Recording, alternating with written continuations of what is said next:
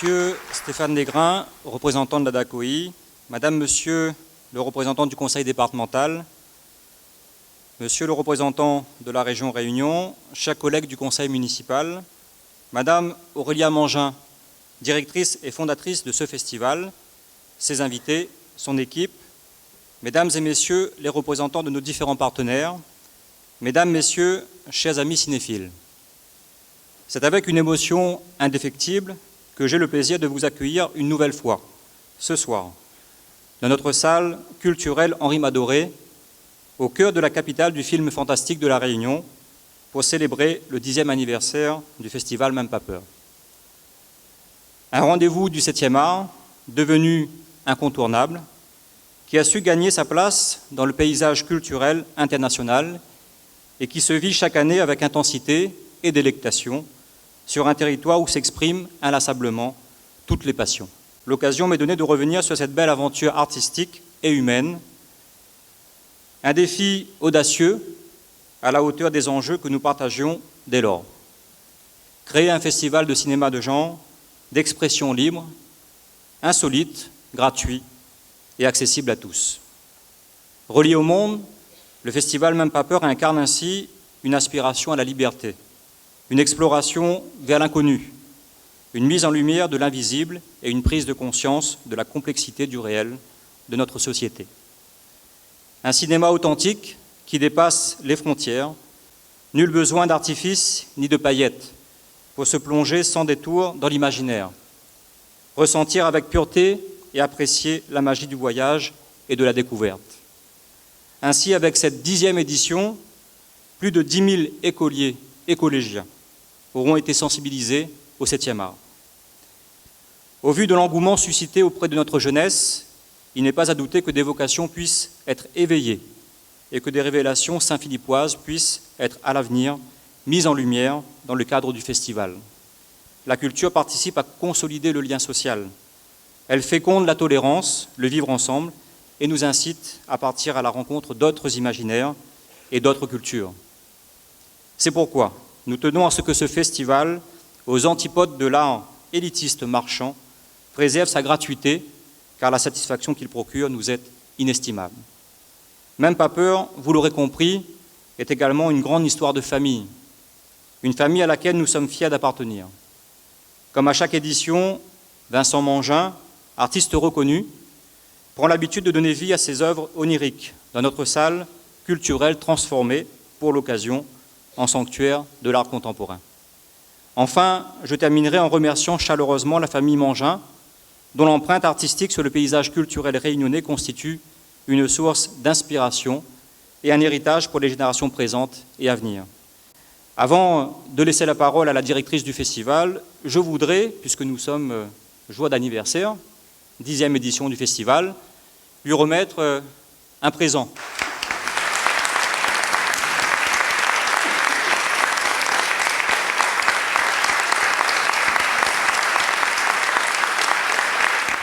Je crois que ça mérite une petite chanson.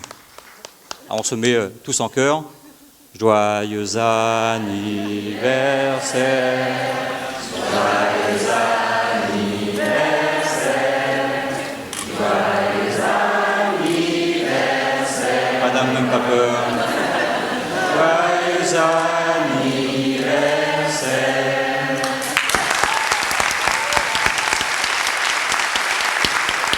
Bon, bah alors ça, je m'y attendais pas du tout. Merci beaucoup. En plus, pour la petite histoire, j'avais dit à Nicolas il y a quelques années, tu crois qu'un jour on m'offrira un bouquet de fleurs parce que je ne suis pas une femme à qui on offre des fleurs. Et donc je suis particulièrement touchée parce que en fait j'adore les fleurs. Donc voilà. Cet anniversaire, j'ai préparé un discours, mais ce n'est pas exactement ce que je vais dire. Cet anniversaire est particulièrement fort pour moi parce que il y a 10 ans, je crois que personne d'entre vous, en tout cas pas moi, il y avait peut-être le maire qui lui avait cet espoir, mais j'aurais jamais cru qu'on serait réunis 10 ans après pour célébrer ensemble cet anniversaire. 10 ans d'un festival qui a vraiment grandi, qui s'est, je crois, qui a trouvé sa maturité et qui a trouvé son public, parce qu'on ne parle pas souvent du public, mais on est vraiment fiers, à Même pas peur, d'avoir un vrai public de gens qui sont curieux et qui veulent découvrir les films, qui n'ont pas de jugement a priori sur ce qu'on propose. On a 60 courts-métrages, 6 longs-métrages, dont 3 avant-premières. Donc ça, je suis particulièrement fière parce que quand je dis avant-première, c'est pas juste pour faire bien, c'est que derrière, j'ai à peu près 7 à 8 mois de négociations avec les distributeurs et les producteurs pour qu'ils acceptent que le film fasse son avant-première à La Réunion et à Même pas peur. Donc c'est vraiment quelque chose auquel je suis vraiment fière. Merci.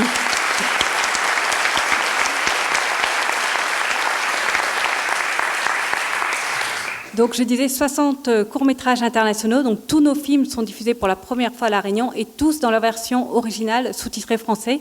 Donc chaque année, mon frère réalise pendant 2 mois à 3 mois toute la traduction des films parce que beaucoup de films, malheureusement, n'ont pas de traduction française. Donc dans la sélection, comme d'habitude, on a une sélection internationale, une sélection animation, une sélection école, une sélection collège. Alors effectivement, on a salué depuis un moment la volonté, parce que ce rapport à la pédagogie est vraiment venu aussi de la volonté du maire, qui dès le début, il y a 10 ans, m'a dit « Moi je veux 2 choses Aurélia, je veux la gratuité pour le public et aussi faire des séances pour les écoles. » Et au bout de 10 ans, c'est 10 000 écoliers et collégiens qui ont découvert le festival Même pas peur. Et je voudrais remercier aussi notre jury qui est dans la salle parce que chaque année, on a un comité de l'éducation nationale qui visionne avec nous tous les films qu'on a présélectionnés pour les collégiens et on est vraiment heureux de les avoir avec nous.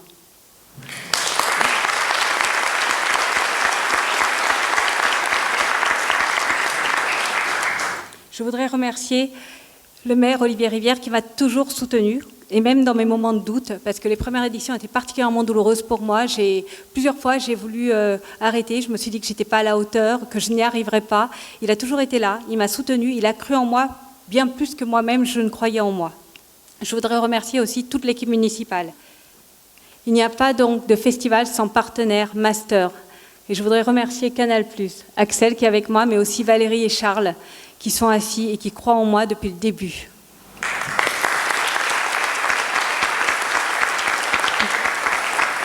Nos partenaires institutionnels, la région Réunion, l'IRT, le département, la DAC de la Réunion avec Stéphane Négrin, qui est un fidèle du festival.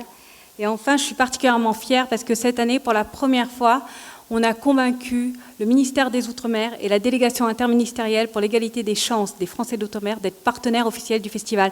C'est particulièrement fort parce qu'ils m'ont contacté en fait, et ça arrive vraiment rarement. Ils m'ont contacté parce qu'ils avaient entendu parler du festival en métropole et qu'ils trouvaient que c'était un vrai ambassadeur de notre île et de la culture réunionnaise.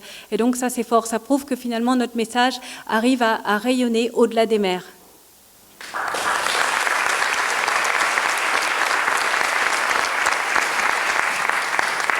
Alors, le monsieur qui a le t-shirt Red Hot Chili Pepper, c'est Erwan Edern, responsable des partenariats Air France. Et effectivement, le festival est assez loin et chaque année, quand même, on arrive à inviter des invités qui viennent de métropole. Et je remercie vraiment Erwan d'avoir compris notre festival, d'avoir été là et de poursuivre ce partenariat avec tellement de force. Et puis, c'est un véritable passionné de cinéma.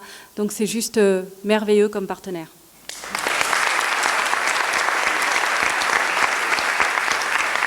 On a aussi des entreprises locales, donc Australine, Sudo, Bleed Factory, le lieu d'art contemporain, le Gîte Mon Repos.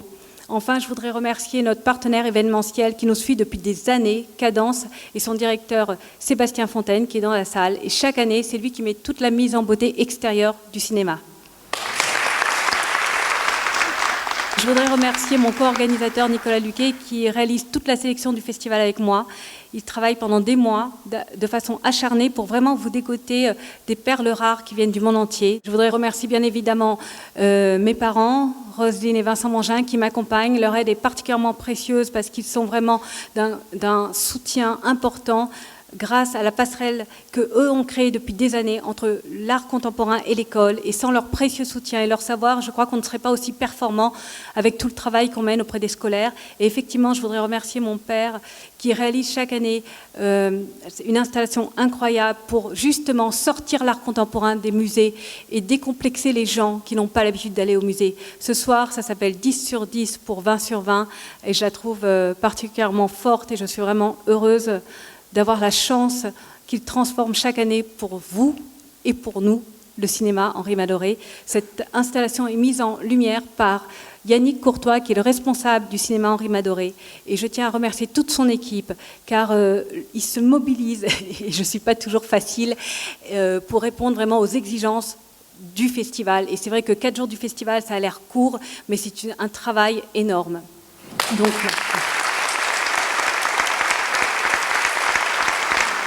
je suis particulièrement fière d'avoir ce soir avec nous Laurent Duroche de Mad Movies. Mad Movies est partenaire de notre festival, je crois, depuis 5 ans. Et pour moi, c'est très important d'avoir des partenaires presse, cinéma de métropole à nos côtés. On a aussi Écran Large et à La Réunion exclusive avec Aziz Patel qui est aussi présent ce soir. C'est vraiment exceptionnel d'être présent pour cette 10e édition de ce festival si unique en son genre. Croyez-nous, on en a fait des festivals et celui-là, il a une saveur qu'aucun autre n'a. Le cadre déjà, mais surtout en fait cette volonté de tout décloisonner, que ce soit ce qui se passe à l'écran ou la présence dans la salle, puisque à ma connaissance, c'est peut-être un des seuls festivals de cinéma de genre gratuit. Et ça, c'est vraiment quelque chose de, mine de rien, qui n'a pas l'air de grand-chose, mais qui ouvre toutes les portes à tout le monde. Et quoi de mieux pour transmettre une passion. Alors, bonsoir, moi c'est ma première fois et on se posait la question avec Noémie Luciani que je connais bien, qu'est-ce que c'est le cinéma fantastique? Qu'est-ce que le fantastique tout court? Et je lui ai répondu, c'est le dérèglement du réel.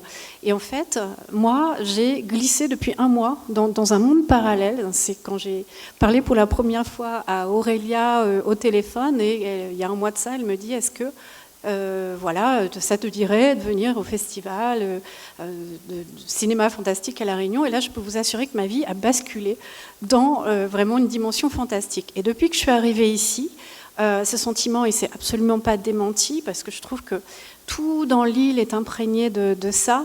Tout est imprégné. C'est un festival absolument incroyable de par son audace et sa programmation que moi, en tant que critique, je suis vraiment ravie d'accompagner parce que ce sont des films qui sont tous très forts, très riches. Et j'aurais vraiment le plaisir de débattre avec vous de ces films-là. Et puis, voilà aussi d'accompagner ce festival qui décloisonne le genre. Il n'y a pas d'équivalent en fait, de par le monde. On a beaucoup voyagé, on a accompagné des films, mais moi, je n'ai pas vu d'équivalent de par le monde de cette initiative. Donc, je suis vraiment très fière de l'accompagner. Bonsoir. Je vais essayer de pas redire la même chose que mes camarades, mais c'est pas simple parce qu'on est un peu tous sous le coup d'une émotion assez similaire, je crois. Je suis toujours très heureuse de découvrir un nouveau festival de cinéma, parce que c'est une rencontre avec des films, bien sûr, mais aussi une rencontre avec des gens, avec ceux qui ont choisi les films, avec ceux pour qui ils les ont choisis, c'est-à-dire vous tous. Et le cinéma a cela de magique que ces rencontres-là peuvent être merveilleuses, dans le plus banal des décors, pour peu qu'on parvienne à y tirer une prise et brancher un projecteur et trouver un mur ou étendre un drap blanc. Mais ici, à La Réunion, vous avez quand même un avantage énorme, c'est-à-dire que en arrivant ici, en découvrant cet endroit, comme c'est mon cas, comme c'est le cas de Sandrine aussi, on est saisi par un pressentiment très fort. J'ai été saisie hier par ce pressentiment très fort que dans un décor comme celui-là, qui est si beau qu'il en paraît surnaturel, il ne peut se passer que quelque chose de très important, que la rencontre va être très importante, va être passionnée, va être intense, avec tout de même cette petite touche d'étrangeté sans laquelle il n'y a ni magie ni plaisir. Et cet état d'esprit, je crois, c'est le meilleur état d'esprit qu'on puisse souhaiter en entrant dans une salle de cinéma. Et c'est le mien ce soir. Donc pour ça, merci de m'accueillir. Et puis je serai ravie d'échanger avec vous au cours de la semaine, notamment en vous présentant 2 films étranges, plaisants et voyageurs, qui sont In Fabric et Monos, le film de clôture. Alors bonsoir à tous. En cette soirée d'anniversaire, une des marionnettes des Guignols, que vous reconnaîtrez sûrement, aurait sûrement dit « Oh putain, 10 ans !» 10 ans qu'Aurélien et toute son équipe sont animés d'une vocation d'ambassadrice du cinéma du genre, dans un territoire vraiment loin de tout. Mais pourrait-on imaginer véritablement un autre cadre pour ce type de festival ? 10 ans déjà que le festival Même pas peur nous ouvre les yeux et l'esprit à d'autres univers, nous dérange, nous surprend, nous cultive, nous forme ou déforme en fonction de ce que l'on veut, de la perspective que l'on veut prendre. Alors je ne suis pas expert, mais 10 ans, c'est quand même précoce pour être aussi mûr, aussi sûr de ses choix, être aussi indépendant et aussi entreprenant. Parce que je vous confirme, moi, mes enfants à 10 ans, ils ne faisaient pas tout ça. Et puis 10 ans seulement, je dirais, car Aurélien nous montre chaque année que le champ des possibles est illimité. Chaque année, une fois le festival terminé, on a soif d'en voir plus. Alors on peut déjà se dire vivement l'année prochaine. Bonsoir à tous. Donc Air France est partenaire de ce festival. Alors on a un point commun, mais en réalité tout le monde a un point commun puisque tout le monde fête son anniversaire cette année. Le festival Même pas peur fête ses 10 ans, Air France fêtera ses 75 ans cette année et c'est pas les Roselyne et Vincent Mangin qui me contrediront, mais vieillir c'est peut-être la plus belle chose qui puisse nous arriver parce que ça veut dire qu'on est encore en vie. On a raté la première année, mais ça fait quand même 9 ans déjà que la DAC de La Réunion soutient le festival Même pas peur. Alors cette année encore, vous êtes très nombreux pour fêter l'ouverture du festival Même pas peur et on s'en réjouit. Et en tant que partenaire et au nom de la DAC de La Réunion et du CNC, je vous remercie et je vous souhaite à toute l'équipe du festival et à tous les bénévoles et à vous, chers spectateurs, un très bon festival et un joyeux anniversaire. Merci.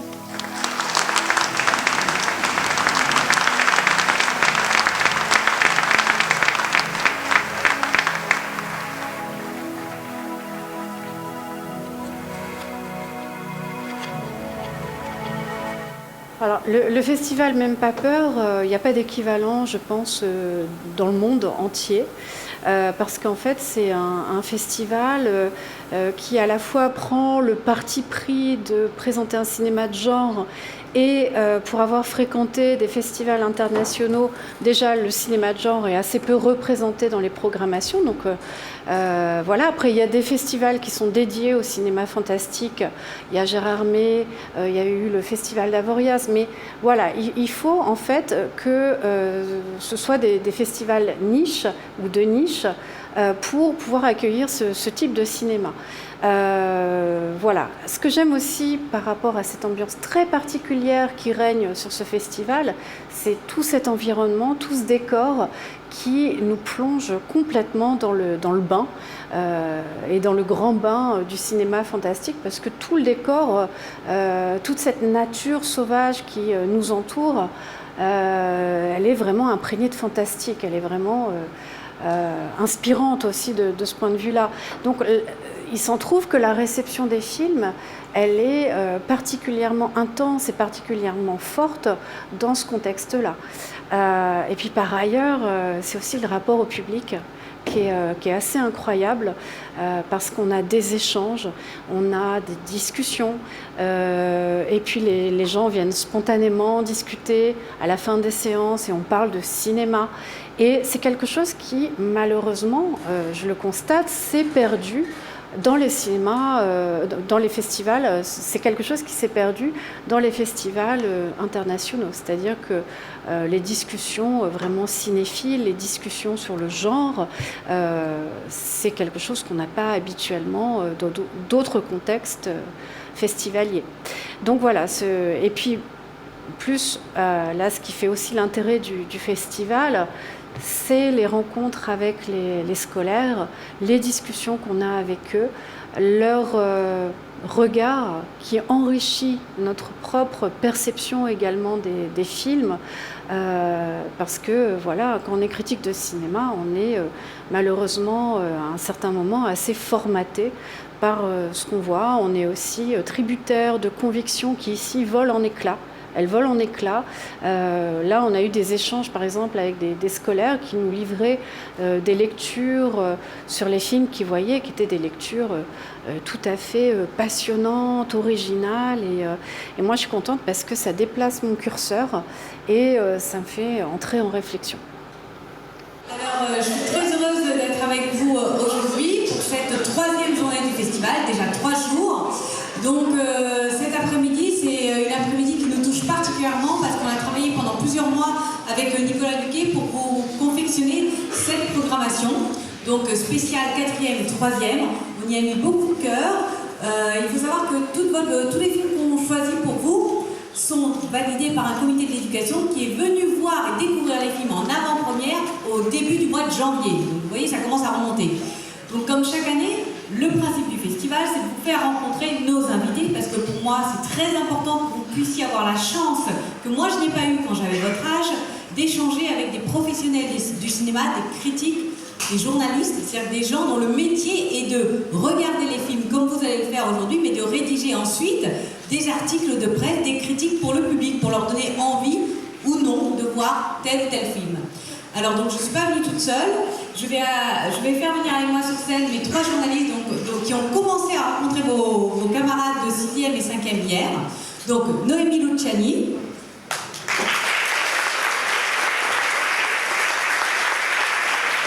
Sandrine Marquez,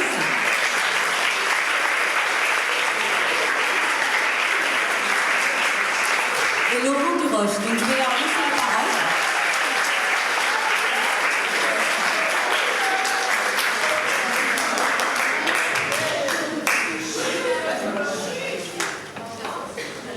Bonjour. C'est un peu intimidant pour nous parce que comme on a déjà fait la séance d'hier avec des camarades plus jeunes, on a l'impression que le public a grandi d'un seul coup dans la nuit comme par magie. Donc on va quand même faire de notre mieux. On n'est pas tellement là pour vous raconter nos vies, mais plutôt pour répondre à vos questions tout à l'heure. C'est quelque chose qu'on aime tous les 3 beaucoup faire, je crois. Donc surtout, ne soyez pas avares de questions parce que c'est un sport qu'on adore. Pour moi, la particularité de Même pas peur, elle est dans un décloisonnement total du genre, qui est finalement peut-être à rebours de ce que le nom semble indiquer. Quand on pense à un festival fantastique, on va penser justement à quelque chose de très défini dans le genre, et je pense que finalement, là ici, fantastique, ça veut dire libre. Ça veut dire qu'on ne s'interdit absolument rien. À partir de là, ça veut dire qu'on fait aussi réfléchir les gens sur les genres. Et je pense que ça, c'est intéressant parce que les gens restent très prisonniers dans leur choix de film et leur rapport au cinéma des étiquettes. C'est-à-dire quand ils vont voir un film fantastique, ils pensent que ça doit être un film avec des créatures magiques ou des fantômes ou une présence surnaturelle. Et quand ils viennent à Même pas peur, et bien finalement, ça leur apprend que les étiquettes, finalement, en tout cas dans un cinéma un tant soit peu ambitieux, comme celui qu'on montre ici et qu'on aime ici, les étiquettes, elles s'envolent très vite, on peut très vite les déchirer. Et je pense que ce geste-là, il est très important d'apprendre aux gens à déchirer les étiquettes. Et ça, ils l'apprennent très vite. Et je pense que cette liberté, elle est aussi très largement tributaire d'une autre originalité qui, moi, me séduit, mais au-delà des mots, qui est la gratuité des séances.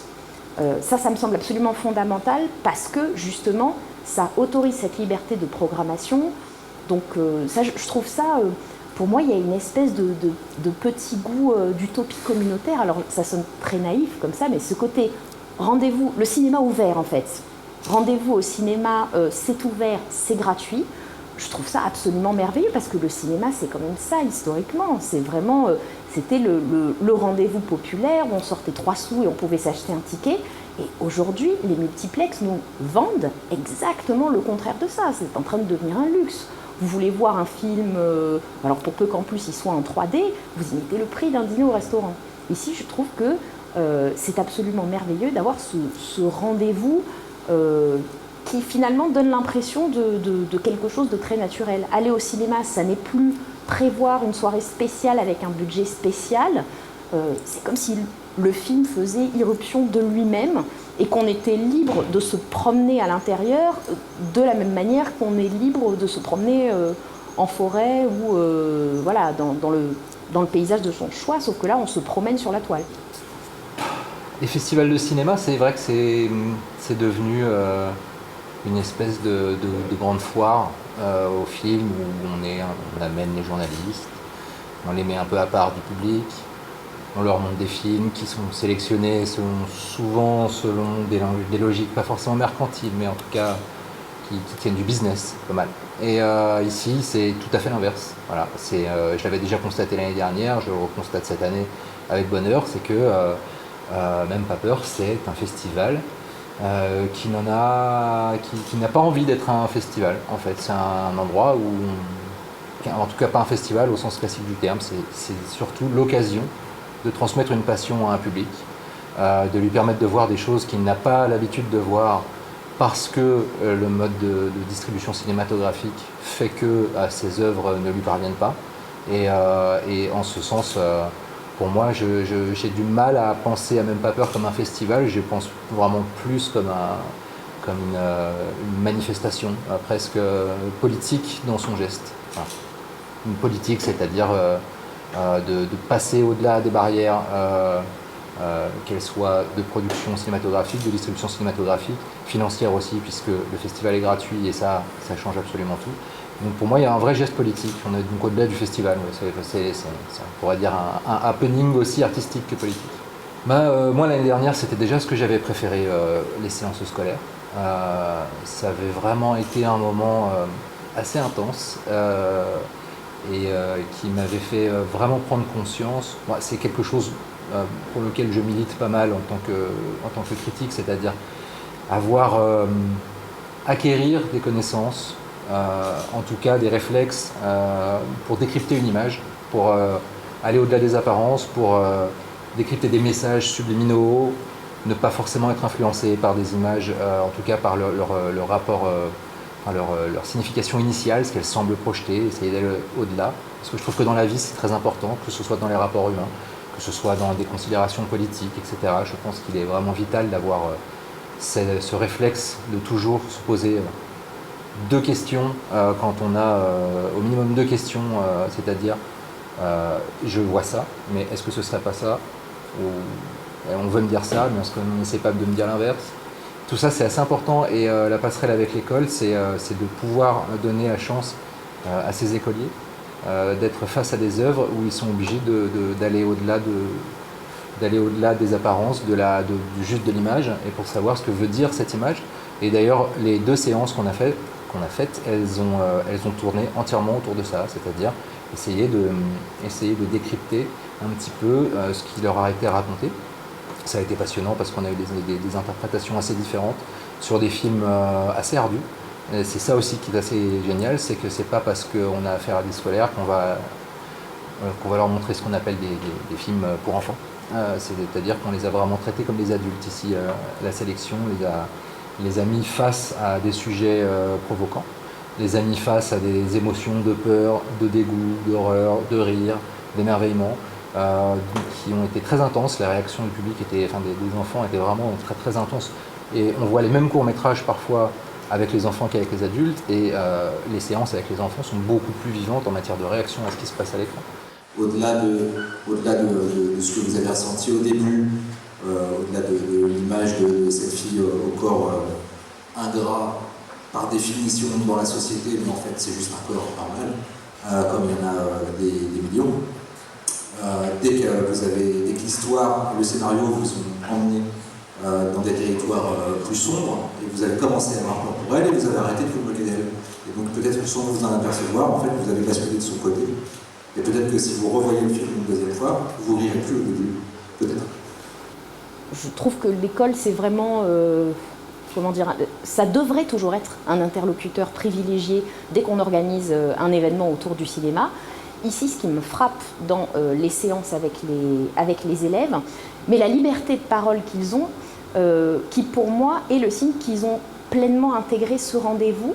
J'ai pas eu le sentiment, en partageant ces moments-là avec eux, qu'ils vivaient ça comme un prolongement de ce qu'ils font en classe. Alors, parfois, ça peut être très bien de vivre ce genre de rendez-vous comme prolongement de ce qu'on fait en classe, mais là, moi, j'avais vraiment le sentiment qu'ils étaient là pour un rendez-vous de cinéma à part entière. Et d'ailleurs, les professeurs étaient assez en retrait par rapport à ce que j'ai pu observer dans d'autres festivals qui proposaient des rencontres avec le public.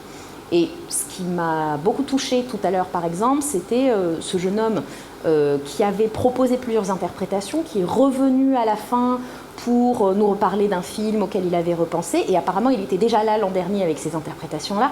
Et là, franchement, on voit quand même naître quelque chose qui ressemble à une vocation. Alors, je ne sais pas si ce jeune homme va faire une carrière de journaliste, mais il y avait chez lui un plaisir visible de parler cinéma, de réfléchir sur la matière, déjà sur la narration, sur la manière dont ça s'imbrique et la fabrique du sens finalement, ou des sens. Et ça, pour un critique de cinéma, c'est vraiment extrêmement plaisant et précieux de sentir ce goût-là qui s'épanouit. Parce que là, justement, on n'est plus du tout dans le prolongement de la salle d'école, l'obligation de se faire bien voir du professeur, on est dans le plaisir et le plaisir d'apprendre. Et ça, je trouve que c'est extrêmement réussi ici. Et c'est en ça que je trouve que le cinéma est intéressant, c'est quand il nous fait, et surtout le cinéma fantastique, parce que pourquoi je défends avec tellement de force, mais vraiment tellement de force contre vent et marée, le cinéma fantastique, c'est parce que c'est un cinéma qui à la fois est ludique, mais qui à travers le vecteur ludique permet de traiter de choses très fortes et de vraiment rentrer dans les profondeurs de l'être humain. Et c'est ça qui m'intéresse, moi, dans la sélection qu'on fait avec Nicolas chaque année. C'est pour ça qu'on l'a fait, c'est pour ça qu'on vous montre ça. C'est pour ça que je me bats pour avoir ces sélections avec vous au niveau des collèges, c'est parce que je crois profondément qu'à travers ce vecteur du fantastique, qui n'est pas un vecteur chiant, qui est un vecteur ludique, on peut vraiment changer nos visions et notre vision du monde et aussi notre rapport à l'autre. Et c'est en ça que c'est intéressant aussi. Une sorte de voyage dans le temps, finalement. La même personne, à deux moments différents de sa vie, c'est ça? Oui. Alors moi, je vais vous proposer une troisième idée, et je suis sûre qu'on pourra encore en trouver d'autres. Est-ce que vous avez déjà entendu parler de quelque chose qui s'appelle la paralysie du sommeil? Oui. Ah, alors est-ce que quelqu'un peut m'expliquer ce que c'est? Alors, le festival Même pas peur fête son 10e anniversaire, et moi, ce qui m'impressionne, c'est qu'en 10 ans, je débarque, hein, c'est la première année où j'ai la chance d'être invitée dans ce festival, mais ce qui m'impressionne réellement, c'est de voir en 10 ans tout le chemin qui a été parcouru, à la fois de fidélisation du public. Un festival qui a 10 ans, c'est un festival qui devrait avoir atteint sa maturité. Ce qui est génial avec Même pas peur, c'est que la maturité, on s'en fout. Il faut être fou. Et quand on devient mature, on est un peu moins fou, je pense. Donc il faut se laisser emporter par les sentiments, par ce qu'on voit à l'écran, par les rencontres, etc. Et ces 10 ans-là de Même pas peur prouvent que les sensations qu'on rencontre à chaque fois dans ce festival, puisque moi c'est la 2e année que je viens, elles sont toujours présentes, elles sont toujours plus fortes chaque année, parce que d'année en année, le festival est de moins en moins mature, entre guillemets, c'est-à-dire qu'il ne s'interdit rien. Voilà. Donc voilà, 10 ans, c'est ce chemin parcouru pour aller des œuvres au public et de voir à quel point ça a créé, ça a généré une ouverture vraiment à des cinématographies internationales et des cinématographies qui sont assez à la marge. Voilà, donc moi ça m'épate. Vraiment, ça m'épate les 10 ans de ce travail colossal qui a été investi et qui aujourd'hui est vraiment couronné de succès quand on voit justement le public qui fréquente la salle.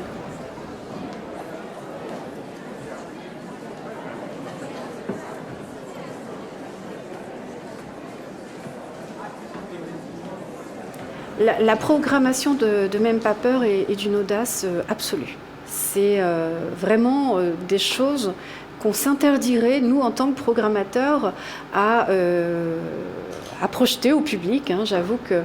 Et c'est tellement bon d'avoir justement ce décloisonnement, d'avoir cette audace, de se dire qu'il n'y a pas un sujet tabou, qu'on va vraiment aborder tout ce qui a trait au corps, à la sexualité, aux pulsions, à tout ce qui est refoulé.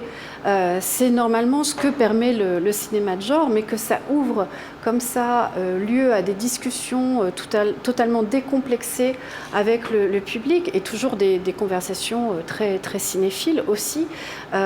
Pour moi, ça participe de la réussite de cette programmation. Ce qui m'épate également dans cette programmation, c'est l'extrême pertinence et l'extrême cohérence des motifs, des thèmes.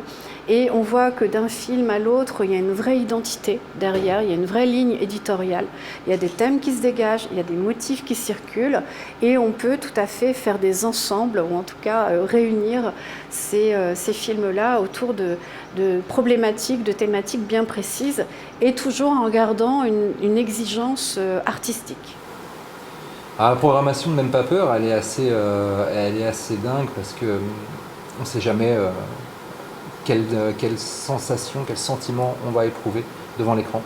Je disais tout à l'heure que parfois une programmation d'un festival, c'est aussi du business, c'est-à-dire que il faut prendre tel film de tel distributeur pour essayer d'avoir tel invité, etc. C'est parfois les tractations qui n'ont pas grand-chose d'artistique, et il faut aussi parfois éviter d'avoir des doublons, ce qu'on appelle peut-être pas des films trop similaires, etc., pour couvrir un large spectre du genre. Et ce que j'aime dans Même pas peur, c'est que c'est l'inverse qui se produit, c'est qu'on trouve des échos entre les films, dans les sujets, dans les formes artistiques, dans la mise en scène, dans plein de choses. Et du coup, moi je trouve que la programmation en elle-même, le processus de programmation fait par Aurélia et Nicolas, c'est en lui-même un processus artistique déjà. C'est-à-dire qu'il crée quelque chose en faisant entrer en collision des œuvres qui se répondent les unes les autres. Donc au lieu de voir à chaque fois un long-métrage, un court-métrage, on voit une matière en mouvement et on y entend des échos d'œuvre en œuvre, et ça c'est assez passionnant. En fait, la programmation, ce qui me plaît ici, c'est qu'elle s'autorise à laisser sentir les programmateurs, leur individualité. Alors après, Aurélia vient elle-même défendre ses choix, et ça, je trouve que c'est quelque chose de très précieux de s'accorder ce droit-là, c'est-à-dire le droit d'être subjectif, ou justement de mettre en scène, par exemple dans une présentation, un ensemble de films en me disant celui-là, moi j'adorais, mais dans la programmation on n'était pas d'accord, l'un adorait, l'autre détestait. Je pense que c'est aussi très précieux dans la manière d'accueillir les gens au cinéma, c'est de leur permettre de prendre conscience que ces choix-là sont des choix subjectifs, des choix de goût, et que même ils sont amenés et même invités à choisir ou ne pas choisir les films de la même manière dont ils ont été choisis pour eux. C'est vraiment une proposition qui leur est faite, qu'ils sont libres de refuser. Pour nous, c'est un enjeu véritable à chaque fois, Nicolas et moi, de réaliser une programmation qui n'est pas toujours facile, parce que j'aime pas caresser les gens dans le sens du poil, je suis pas très douée là-dessus. Et moi, ce qui m'intéresse, c'est chaque année, au contraire, de mettre la barre de plus en plus haut, et puis d'aller chercher des films, des pépites qui vraiment sont inconnues, et de les amener, et d'essayer d'élargir au plus le spectre du fantastique. Donc ça, c'est un peu la mission et la ligne artistique qu'on essaie de faire depuis plusieurs années avec Nicolas, c'est d'essayer de présenter, finalement, de perturber les lignes du fantastique et d'interroger qu'est-ce que le cinéma fantastique, qu'est-ce que l'étrange, qu'est-ce que le surréalisme, qu'est-ce que la poésie, c'est un peu ça. On ne cherche pas à donner cette illusion qui, me semble-t-il, est très fréquente dans le milieu des festivals de cinéma, que la programmation serait une espèce d'agrégat presque objectif qui obéirait à un cahier des charges. Surtout quand c'est un festival comme celui-là qui semble surgir d'une catégorie générique. Alors comme je l'ai dit tout à l'heure, je pense qu'au contraire, le twist en quelque sorte de ce mot fantastique ici, c'est qu'il est finalement synonyme de liberté et pas du tout d'étiquette. Mais je crois que, oui, cette liberté de laisser sentir les sujets, les intentions, les émotions aussi, cette liberté de les dire sur scène, pour ceux qui ont sélectionné ces films, c'est quelque chose d'assez rare finalement et de précieux, parce que si on s'est senti libre de choisir ces films, eh bien on se sent plus libre de les aimer ou de ne pas les aimer en retour. Alors, le fait d'associer l'art contemporain au festival, pour moi, c'est vraiment un prolongement naturel. Le cinéma fantastique est un cinéma qui est dit souvent expérimental, qui va vraiment vers des territoires qui permettent d'exhumer ce que l'art nous permet aussi d'exhumer, c'est-à-dire tout ce qui est de l'ordre du sentiment, de l'émotion. Voilà, pour moi, il y a un vrai prolongement naturel entre les installations magnifiques qu'on peut voir ici et ces installations qui elles-mêmes dialoguent complètement avec cet environnement naturel qui nous entoure. Donc toutes ces forces telluriques, il y a le volcan qui est à mes pieds là. Et le cinéma fantastique aussi, je le vois aussi comme un espèce de magma comme ça, assez imprévisible, avec des jaillissements, une éruption. Enfin, voilà, donc pour moi, tout ça est vraiment lié. Il y a un prolongement organique de ce cinéma-là, d'inscrire aussi l'art contemporain dans le cadre d'un festival.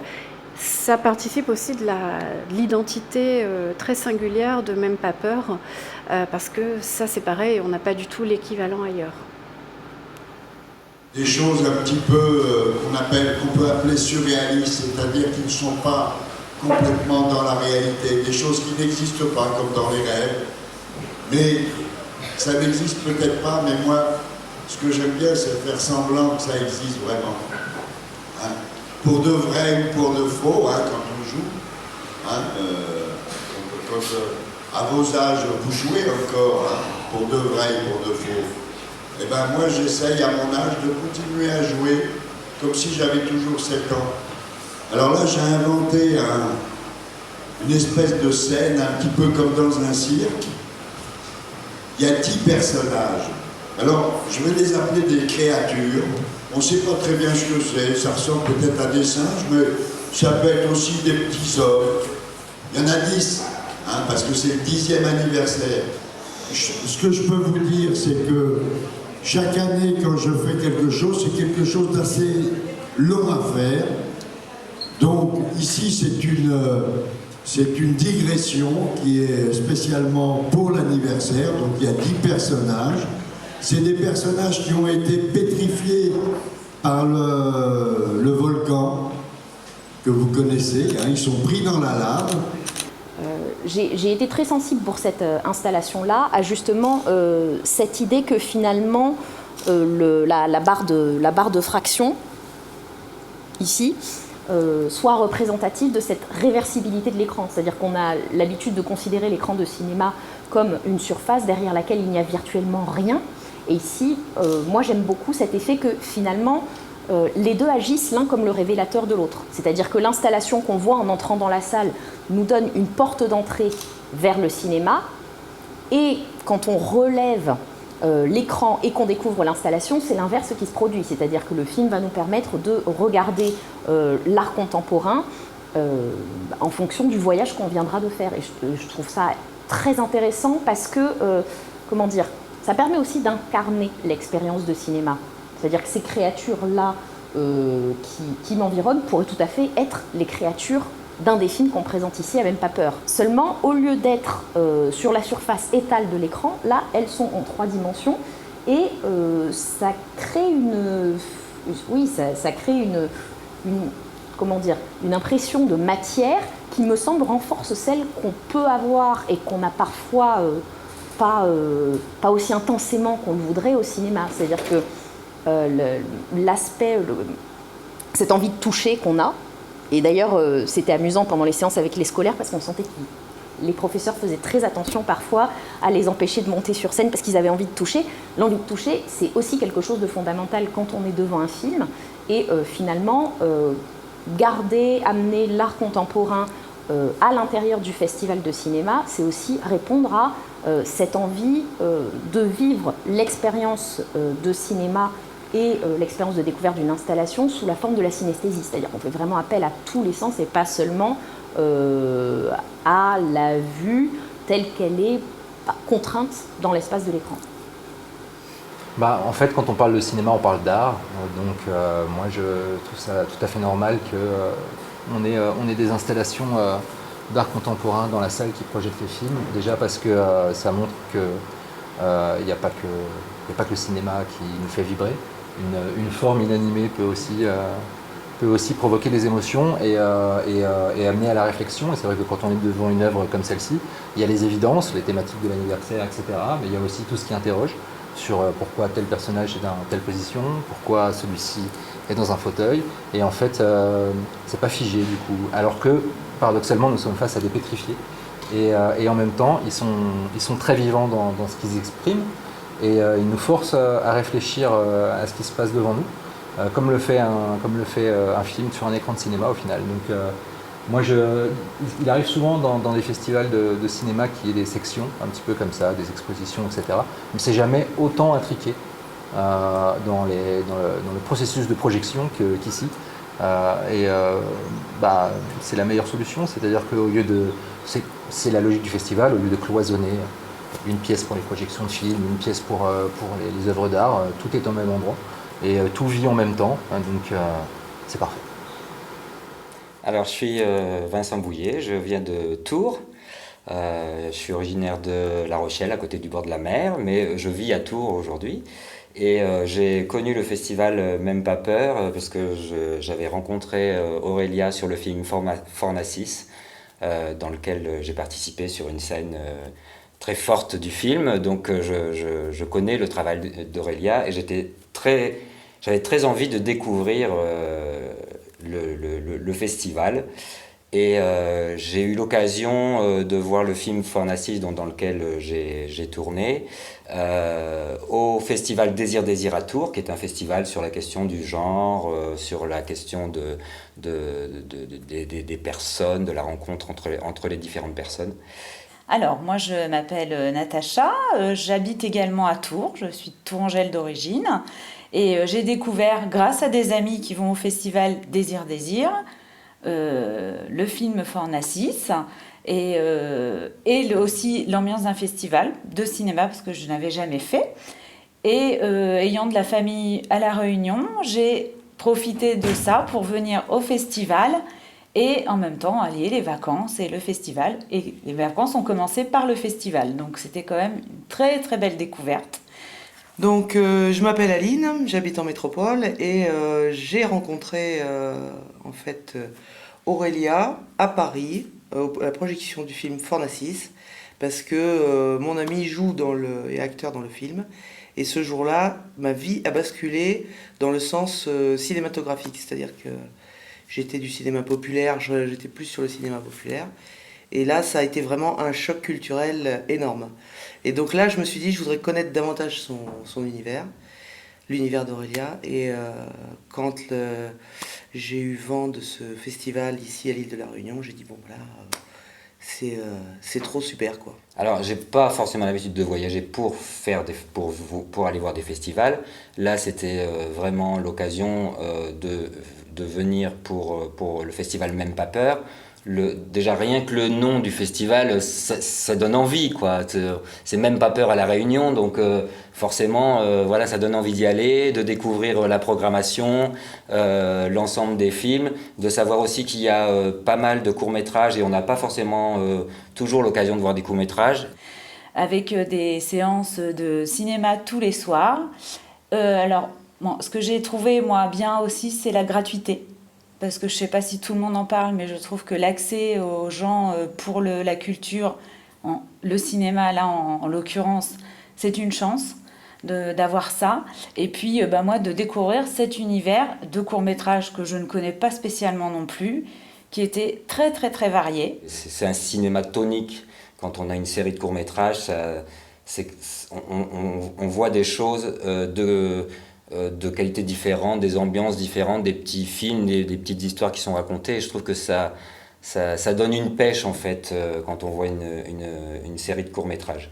Et j'avais tellement envie de venir à ce festival que voilà, je me suis teint en blond pour me dire même pas peur, je vais à La Réunion, je change de tête et je pars à l'aventure. Et voilà, à l'aventure pour le cinéma et aussi pour visiter l'île, aller me promener, découvrir l'île de La Réunion. Moi, ce que j'ai trouvé d'extraordinaire, c'est qu'en fait, ça s'enchaîne, toutes ces histoires de courts-métrages, là. C'est des soirées cinéma exceptionnelles. Moi, j'habite dans un petit village en métropole. On va jamais au cinéma, déjà, dans la vie. Donc, c'est déjà un événement en soi d'aller au cinéma à 19h et que ça dure des heures. Et ça s'enchaîne, et une histoire et une autre. Et en fait, on est complètement rempli de ça, quoi. Et la nuit, dormir après avec les bêtes dans la forêt... Alors là, c'est trop extraordinaire. C'est l'île de La Réunion qui a fait basculer le festival aussi, c'est ça le truc. C'est-à-dire que se déplacer, venir ici, c'est découvrir en même temps l'île de La Réunion et toutes les choses de la vie que moi, j'ai jamais l'habitude de voir au cinéma. Tous les sentiments, tous les troubles, les façons de vivre des gens, etc. sont montrés dans ces petits films, en fait. Et c'est un régal, quoi. C'est un univers, les univers des vies, quoi, des gens, quoi. De toute vie possible, en fait. Et là, on s'interdit rien, ce genre de cinéma, en fait. C'est ça qui est extraordinaire. Même les trucs qu'on pense qui sont interdits, on a le droit de les filmer, de les dire, et de les regarder chez les autres. Donc ça, c'est exceptionnel, quoi, en fait.